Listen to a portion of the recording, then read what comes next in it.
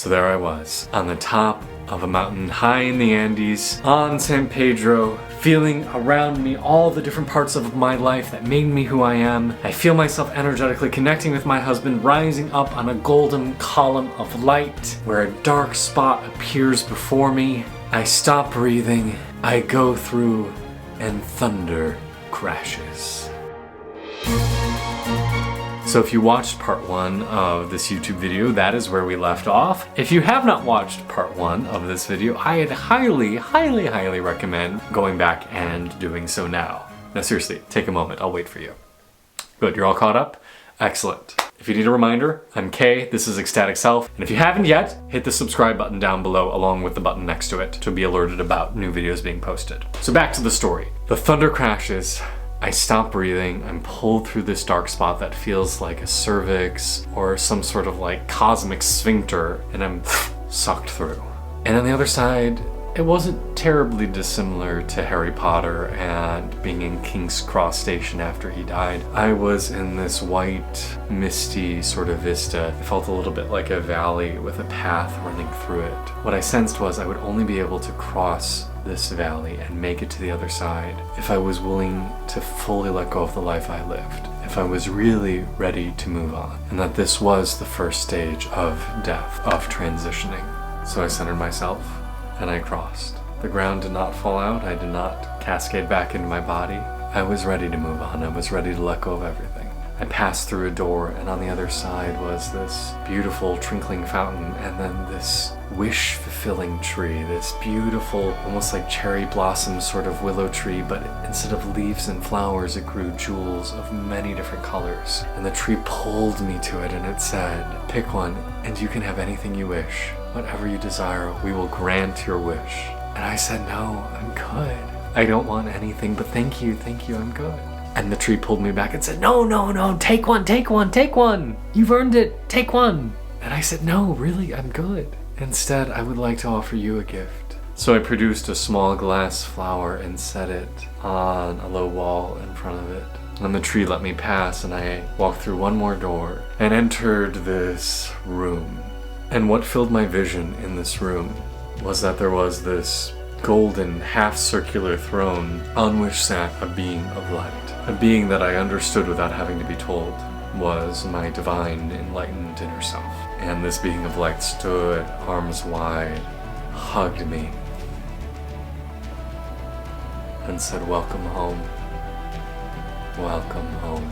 And that was, despite all of my spiritual experiences over the years, that was the first time I ever felt like I truly came home to my real, deep, cosmic self. In real life, in my physical body, I am like weeping and sobbing, and snot is running down my face and dripping onto my t-shirt. And somehow I still have the consciousness to be texting my husband, like my mind is fully in this experience, but like my body is like, honey, this is what's happening. Oh my God, I'm having my first like real coming home to myself experience. I'm having an experience of enlightenment. Oh my God, and I'm getting to share this with you, and I feel you with me. I feel that you are so present.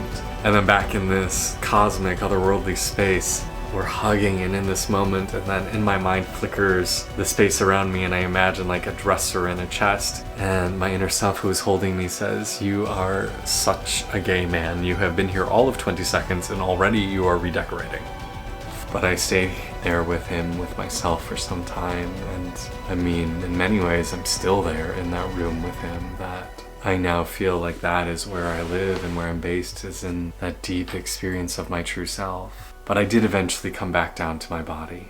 And as I did, they were really just beginning the offering ceremony. So Jimena called me over and asked me to help them. They had laid out this gorgeous design with seeds and candy and chocolate and flowers and candles, and made this beautiful offering to the sun. She asked me to lead some mantra with the group. But as soon as I had opened my eyes, our valley was surrounded by rainbows, and there were white eagles swooping overhead. In many traditions, a rainbow is a symbol for spiritual attainment, and it really did feel like, as I said in my first video, that I was getting all these signs from the universe saying, this is really happening, you're really having these experiences. And to open my eyes and just see it surrounded by these rainbows with these gorgeous birds overhead, it really was this, it felt like a celebration of congratulations. You made it. You did what you came here to do, which was reunification with your cosmic self. Some might call that enlightenment. Some might call that samadhi or mahasamadhi. Some might call that just a really great trip of San Pedro. But for me, it was the most profound spiritual experience of my entire life thus far. And this is coming from someone who meditates twice a day, every single day, and has since he was 18 years old, and lived in an ashram for years, and has gone on numerous spiritual pilgrimages. This was the pinnacle of my spiritual life. You know, it's funny, when I was researching these ayahuasca retreats, I felt very strongly that I didn't want to go on a retreat that was only ayahuasca. I wanted to explore both ayahuasca and San Pedro. I felt some sort of calling to experience San Pedro. And for me, that was the medicine that really resonated with me. Like, I loved my ayahuasca experiences, but San Pedro opened up a connection to myself and to my heart in a really amazing, beautiful, beautiful way.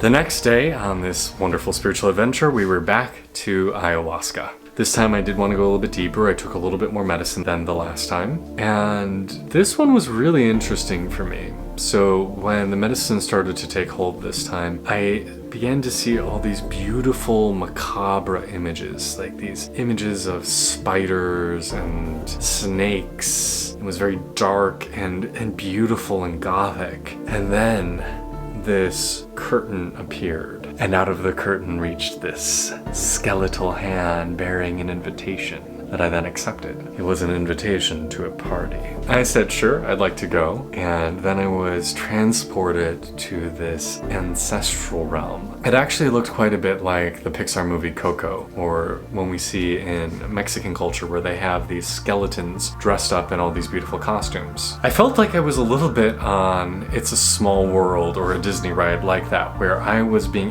escorted and shown through all these different vistas where these skeletons were frozen mid-gesture and celebrating. It was a party and led through all these different vistas of skeletal macabre celebrations. And my spirit guide was with me this whole time, and we started to dive into deeper conversations. But one of the things I asked my spirit guide, my inner self, was, well, this is cool, but it also seems kind of silly. Like, why would the universe create an ancestral realm where everybody's kind of more or less a statue and doesn't really move? Like, doesn't that seem kind of superfluous? And the message I heard back was, for joy. You tend to think that everything needs to have a bigger purpose for it to have spiritual validity, to have spiritual depth. Joy is the reason the universe decided to spawn and experience itself. It was for the joy of it. Joy is a powerful spiritual energy that should not be underestimated. And so this realm exists for the sake of joy. And if you look at various indigenous spiritual traditions, there are many who represent their ancestors through the use of masks and the use of statues, things that are inanimate, and sometimes dressing up with these masks and these costumes. So it was really interesting for me to have a visceral experience of the ancestral realm where they more or less did exist as masks, where they didn't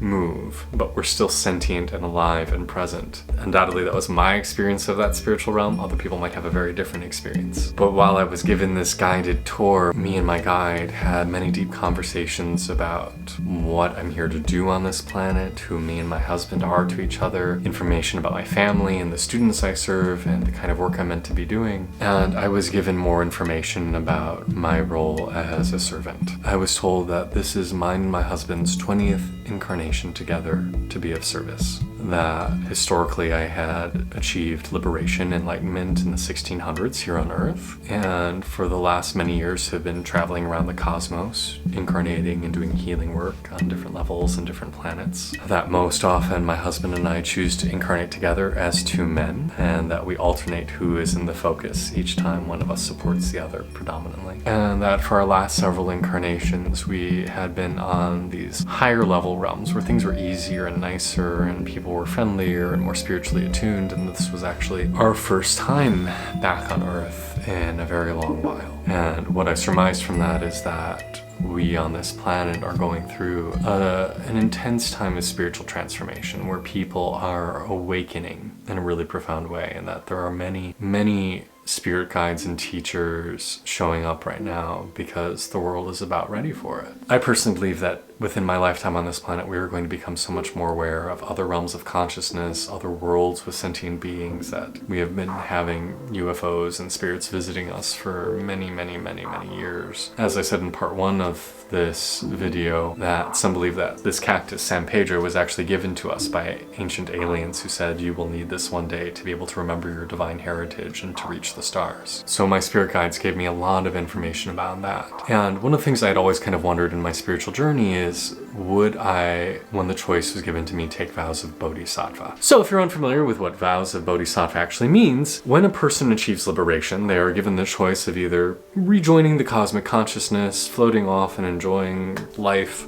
or they can choose to be of service. If they take vows of bodhisattva, they choose to reincarnate again and again to help sentient beings achieve their own liberation and to be stewards and guides on that process. And for myself, I had always wondered that when my enlightenment came, would I make that? Or since I felt most of my life very tired, very worn out from my own journey, I was like, maybe I'll just decide, let's just go back and merge with the cosmic whole. But in these deep spiritual experiences, I learned and felt and understood that I had taken my vows already.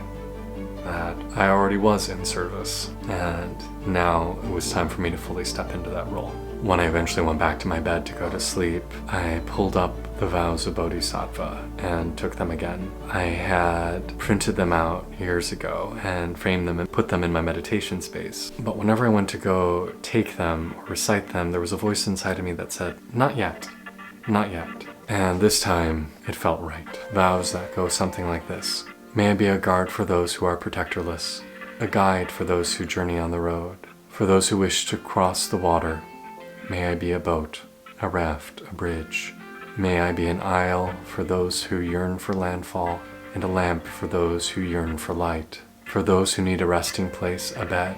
For those who need a servant, may I be a slave. May I be a wishing jewel, a vase of plenty, a word of power, and the supreme remedy. May I be the tree of miracles, and for every being, an abundant cow. Like the great earth and the other elements, enduring as the sky itself endures, for the boundless multitude of living beings, may I be the ground and vessel of their life, until they pass beyond the bounds of suffering. I reawakened to my divine nature. I reawakened to my vows of service. I reawakened to why I was here in the first place. And more those feelings of impending death were feeling right, because the person that I thought I was saying bye-bye. This really fully hit home on our next adventure, which we were on a hike again with San Pedro, this time being led by Santiago. We wandered down this beautiful forested ravine in this private area where people aren't normally allowed to go, and hiked to 2 different waterfalls, a smaller one that was in the shape of a double helix, and then this massive other one where these beautiful spirits resided. It felt so sacred. I'm not gonna lie, the hike felt hella dangerous. Like, we are all people who are on these substances, walking on these very narrow, very high, muddy cliffs, crossing the water multiple times. Like, I am doing protector deity mantra, I'm envisioning protector spirits around everyone. I was like, we are doing some work to keep everybody safe. The hike was a lovely experience of me getting to connect with Santiago and feel very validated in my experience, getting to talk with him and share and connect. We made offerings at the waterfall to the water spirits. But more or less the whole time we were on this hike, I again felt like my level of being high or traveling was actually pretty darn low. And I wasn't having many revelations during the hike itself. I just felt very grounded and very present in the experience, doing mantra, doing visualizations, doing energy work, and helping to keep everybody safe. But then when we got back to the trucks to travel home, to go down the mountain and travel back, then I took off, and then it hit me. And what hit me was the realization of my actual death. I was not wrong in my feelings that me, Kay, was going to be dying soon. And as we drove down, I started to realize how real that was. All the things I wanted, all the things I thought I was supposed to be, all the little things that made up me as a personality and human were kind of dead. One of the things my spirit guides kept calling me all week in each of my experiences was, he who wants nothing. And I began to realize how true that label was. Like this feeling of like needing and wanting those normal emotions that we have as we go about everyday life of, I want a partner, I want to achieve an award, I want to have some sort of status, I want a blank, kind of melted away. They just all kind of evaporated.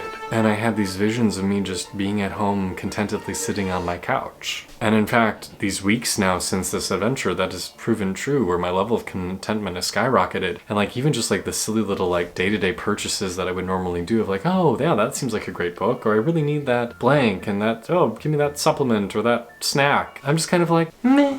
My expenditures have gone way down, which is lovely. But on this ride down the hill, it hit me. Me, Kay, person who just thought he was a regular old human being here to have a life and have experiences, was dead. Instead, I came to fully understand that my only wish, my only goal here is to serve in whatever ways I'm able and however I can to help bring whatever sentient beings want my service, to help them raise up their vibration and achieve their next level of work and eventually divine reunification. That I am here as a bodhisattva, that I am here as a servant of all, and that who I was is dead. Fully dead. Like, gone. That's an intense thing to realize. That who you thought you were is not who you are. I'm sure there are a lot of people who have had similar experiences of realizing that they're not who they thought they were, and it's awe-inspiring when it happens. I also had a realization too that I had been feeling that my husband and I's marriage would be ending soon, and that we had actually given back our wedding vows before this trip, which I talked about in another video. I now understood why I was feeling that. Because we aren't husbands. Yeah, I mean, we fulfill that role for each other, and we love one another and find each other hella sexy and are each other's partner. But marriage is a very human construct, and he is my spiritual counterpart, healer, bodhisattva, servant, that we chose to incarnate together to serve all. And that far exceeds any sort of marriage vow we took to one another. And so coming down this hill and just weeping because I'm joyful and full of love and life, but I'm also saying this was a beautiful life that has now ended. That was a beautiful marriage that is now ended. We now are something different than we were.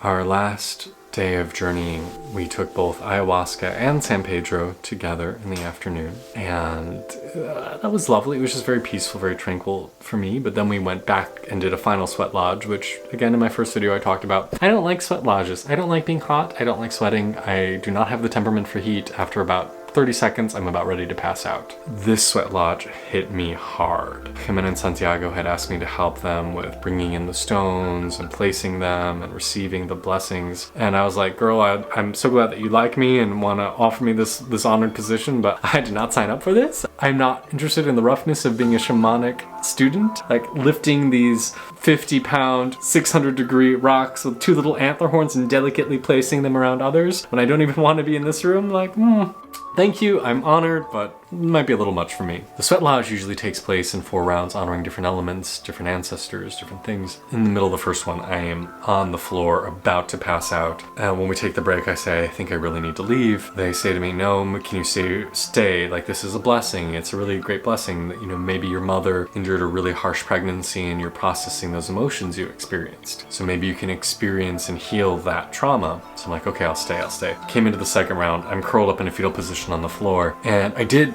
end up having the experience of being back in the womb. And I realized something. My mother, whenever she talks about the experience about being pregnant with me, I'm her only child, she's like, was the best 9 months of my life. I felt so happy, I felt so beautiful, I felt so spiritually connected, I was filled with joy and laughter, and I felt great. And as I laid there in this sweat lodge in a fetal position, re-experiencing the womb, I realized, of course she felt great. She had a little bodhisattva in her belly from a higher realm who was like, oh my God, I'm back on this level. And she's like, oh my God, I feel great. And I'm like, oh, this level. Ew, why does it feel so icky? Why is everything so hard? Oh, can't I go back where things are nicer? And so I did have the experience of being back in the womb, but maybe not the experience that people normally have, where it's like, yep, glad I gave my mom a good experience. I was the one having a rough time. So I ended up leaving after the second round, and I just went and sat outside and started doing mantra. And for round 3, I was just kind of there like, whoa.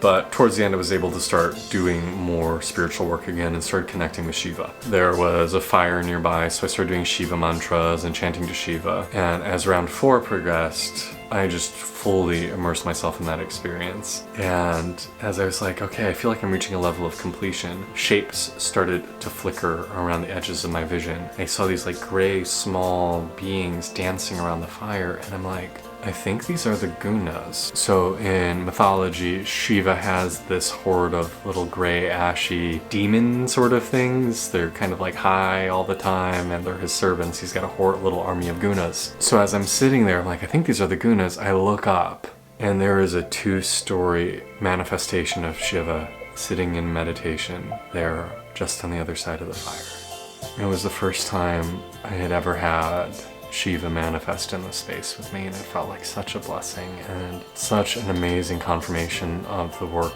I was doing. And throughout the week having this sort of confirmations, but just having him really show up to start off the week with a connection with the goddess and to end the week with a connection with the male half of divinity. And what's so funny is right after this happened, like good 15 seconds later, because I could hear what was going on in the sweat lodge, Kamena started to lead the group in a chant to Shiva. So I was not the only one feeling his presence that day. I was somebody who had zero interest in plant medicines. And who's to say that had I chosen a different type of retreat that I wouldn't have had the same spiritual experiences, because these were all things that needed to happen and needed to happen then. But you end up in the space that you need for what you need to go through. And I ended up there because I needed these plant medicines and this beautiful shaman and his beautiful partner to help carry me through this portal, through this next stage of remembering my purpose and who I really am. So I view these medicines, San Pedro, ayahuasca, we also did some peyote, as being truly spiritual gifts that can open the gateway to your higher self. I know in comments from my first video there are people saying, oh, they're dangerous, or you shouldn't go and do this, but you have to trust your inner guides, and these things exist for a reason, and perhaps they're what you need. Of course, do it safely, do it with people who are responsible and can take care of you. On our first hike, one of the participants on the hike immediately had a very severe reaction to the San Pedro, and my initial response was, oh my gosh, maybe he needs to sit out, maybe he needs to go to the hospital. But I watched how Jimena pulled him back into his body and energetically worked with him and did these things to carry him through. And that's what a good healer and a good shaman does, is it takes you into that dark place and say, we can get through this together. You are going to be just fine. You don't need to freak out. You don't need to leave. This is part of the experience. I can't recommend this retreat center and this couple heartily enough. They are true servants. Throughout my life, I have been honored to meet beautiful and amazing swamis, teachers, gurus, saints, individuals that are healers, and I rank them right up there with the best of them. They are truly, truly world class. They are amazing at what they do. And I feel so privileged to have gotten to reconnect with them in this lifetime and to go with them on this journey. I do think that plant medicine has an important role to play in spiritual awakening. I'm sure at some point in my life I'll explore this again. It's something that I wish were more socially acceptable here. I wish it were something that were more commonplace here, because these are true medicines. They truly provide a deep level of awakening. I hope that if you're watching this video, you can hold some of what I've disclosed here, because I've shared some big things that to some people might sound grandiose or hyperbolic, but for me, they're my real experiences, and they're also obviously my truth. Saying out loud that you experienced a level of enlightenment, that you came to realize yourself as being a bodhisattva here to be of service, and that you really have no other purpose or point in life, and that who you are is dead. Like, that's big stuff for people to hold. So I ask you, as somebody who heard this story and witnessed it, that you hold it with respect and kindness, as I hold your story with respect and kindness. And know that if you ever feel called to connect with me or to work with me, that's why I'm here, is to serve. And it is an honor and a privilege to do so, whatever way that means. If it's as a friend, as someone you check in with from time to time, as somebody you work with one-on-one, if it's somebody with whom you do more informal work or attend a group session, know that it's my purpose and my joy to be here. Whether or not I know you, I am sending you so much love, so much healing.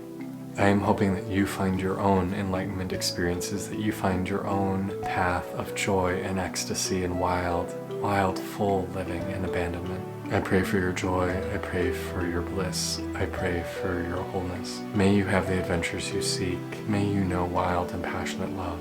And may you one day remember who you really are, which is a piece of stardust made flesh. You are divinity in this body, and so is everyone else. May you find peace, love, and bliss. Namaste.